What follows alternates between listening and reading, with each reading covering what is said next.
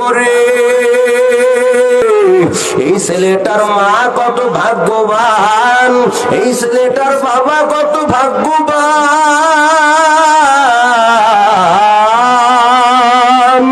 এই সন্তান কোরআনের তালিম দেয়, আর কত মুরব্বীরা বসে বসে শোনে।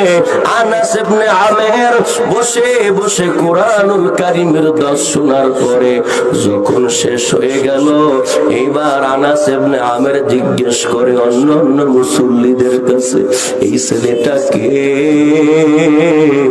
এত সুন্দর, কি ওর পরিচয়, কি ওর বাবার নাম? অন্য অন্য মানুষেরা বলে আমরাও জানি না।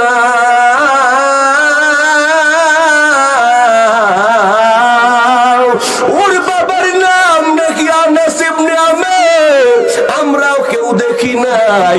ওর বাবা ওকে গর্ভে রেখে দূর দেশে চলে গেল। এই সন্তান এখন বড় আলেম হয়েছে, কোরআনের তালিম দেয়, এখন আমাদেরকে দ্বীনের শিক্ষা দেয়। আনাস ইবনে আমের বুঝতে পারছে এই তো আমার রেখে যাওয়া সেই বাসর ঘরের সন্তান। আনাস ইবনে আমের ওই ব্যক্তির সঙ্গে কথা বলবে, ব্যক্তির কাছে জিজ্ঞেস করে, বাবা আপনার নাম কি? কয় আমার নাম হলো মালিক।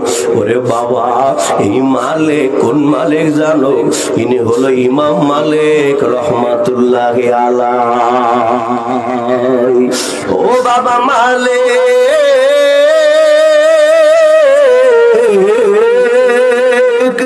আমি তোমার সঙ্গে তোমার বাড়ি যেতে চাই।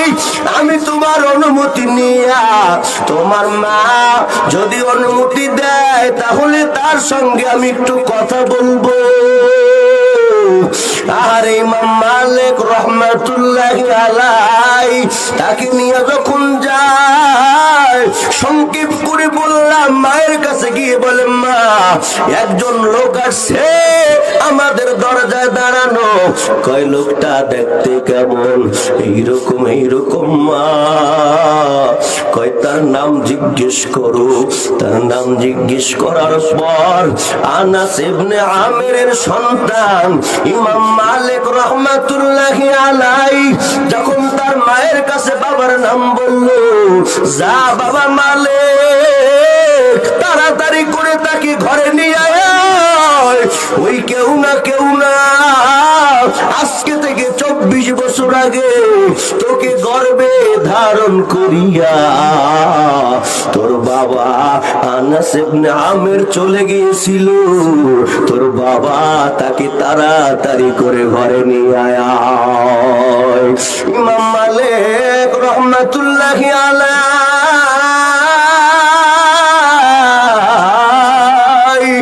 বাবার আদর জীবনে পায় নাই।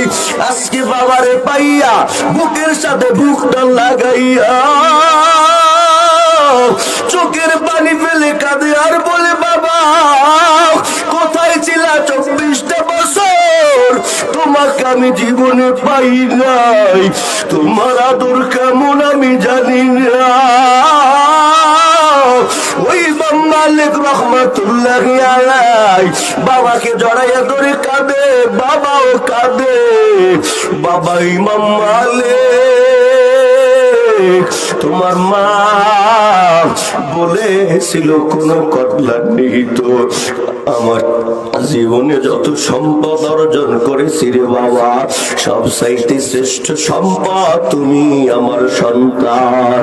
এই জন্য বাবারা একটা সন্তানকে মাদ্রাসায় পড়াইয়া দিনদার বানাইয়া কবরে যাও। ছোট ছোট বাচ্চাদেরকে আদর করবেন, কদর করবেন। মায়ার নবী বলে 3 ব্যক্তিকে সম্মান করা মানে হলো আল্লাহকেই সম্মান করা। এর মধ্যে এক শ্রেণী হইল হামিলিল কোরআন, কোরআনের ধারক বাহক যারা হয়, কোরআন যারা পড়ে, কোরআন যারা পড়ায়, এরা বড় আল্লাহর প্রিয়। এই যে ছোট ছোট বাচ্চারা দেখো, তুমি আর আমি যখন রাত্রে ঘুমাই রে বাবা, খাতা মুড়া দিয়া ল্যাপটা টাইনা যখন ঘুমাই, ফরাসিদের মধ্যে ল্যাপটাকে লাথি মারিয়া ঠান্ডা পানি দ্বারা ওযুটা বানাইয়া ওরা আল্লাহর দরবারে তাহাজ্জুদের নামাজে দাঁড়াইয়া যায়। এরপরে যখন ওরা কোরআন ভোর রাত্রে তেলাওয়াত করে রে বাবা, ওদের সম্মান, ওদের কদর কত। ওরে কত সন্তানেরা নিজের জামাটা নিজে ধুইতে পারে না, নিজের লুঙ্গিটা নিজে ধুইতে পারে না, তারপর নিয়মের মধ্যে থাকিয়া আল্লাহর কালাম পড়ে, আল্লাহর কালাম শিখে। কত সন্তানেরা, আমাদের মাদ্রাসায় একটা ছেলে আছে, নাম তার মারুফ, দ্বিতীয় জামাতে পড়ে। আমি যখন ক্লাস নিচ্ছিলাম হঠাৎ করে দেখি মারুফ তাকাই আমার দিকে তাকাইয়া হাউমাউ করে কান্না জুড়ে দিল। কিরে বাবা কেন কাঁদো? হুজুর আমার মায়ের কথা মনে পড়ে গেছে, আমার মায়েরকে আমি বড় মনে করে ফেলেছি। বাবা আজকে তো সোমবার, আগামী পরশু দিন বাদে তুমি বাড়ি যেতে পারবা, বুধবারে ছুটি নিয়ে বাড়ি যাইবা, তোমার মায়ের সঙ্গে দেখা হবে। আর কান্না আরো বেড়ে গেল। হুজুর আমি আমার মাকে কই পাইব? কেন বাবা কি হয়েছে? আজকে থেকে 2 বছর আগে আমার মা দুনিয়া থেকে বিদায় হয়ে গেছে। এই ধরাতে আমি বড় এতিম। এর মধ্যে অন্য এক হুজুরে এসে বলে, হুজুর এই মারুফ ছেলেটা ওর মা নাই। একদিন রাত্র যখন গভীর, হঠাৎ করে দেখলাম মারুফ হাউমাউ করে চিৎকার দিয়ে উঠেছে আর বলে, মা তুমি যাইও না। আমি গিয়ে বললাম, বাবা মারুফ কেন কাঁদো? হুজুর আমার মায় আসছিল, আমার মায় কই গেল? বাবা তোমার মায় কোন জায়গা থেকে আসবে? 2 বছর আগে তোমার মায় মারা গেছে, তোমার মা তো আর কোনোদিন আসবে না। হুজুর না, আমি একটু আগে দেখি কি জানে, আমার মা আমার মাথার কাছে আসছে। আমার মাথার কাছে আসিয়া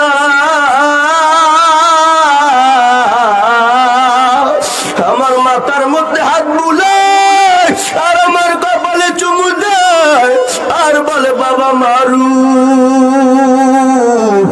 ভালো করে পড়িও,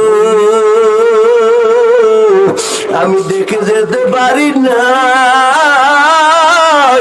আল্লাহর দরবারে আমার জন্য দোয়া করিও। হুজুর আমার ঘুম ভেঙে গেল, আমার মাই কই? হুজুর আমার মাকে এনে দেন। ওরে বাবা, এই সন্তানটা যখন তাহাজ্জুদের নামাজে দাঁড়াইয়া ওর মায়ের জন্য দোয়া করে, ওর বাবার জন্য দোয়া করে, আমার আল্লাহ রহমতের দরজাটা খুলে যায়। আমার আল্লাহ ওদেরকে, ওর মাকে মাফ না করে আমার মনে হয় আরে না রে বাবা। এই জন্য জ্ঞানী লোকেরা অল্পতেই বুঝে যায়। 1 নম্বর কথা, কিয়ামতের ময়দানে আল্লাহর কাছে কি মুখ নিয়ে দাঁড়াবো? প্রকাশ্য গুনাহ করা যাবে না, গোপনেও গুনাহ করা যাবে না। 2 নম্বর কথা, 3টা আমল যেহেতু আমি মারা যাওয়ার পরেও কবরে পৌঁছাবে, এর সওয়াব সাদগায়ে জারিয়ার কাজ করে যাব। মসজিদ মাদ্রাসা জনকল্যাণমূলক কাজের সঙ্গে সম্পৃক্ত হয়ে যাব। 3 নম্বর, উপকারী ইলম নিজে শিখব, অন্যকে শিখাইব।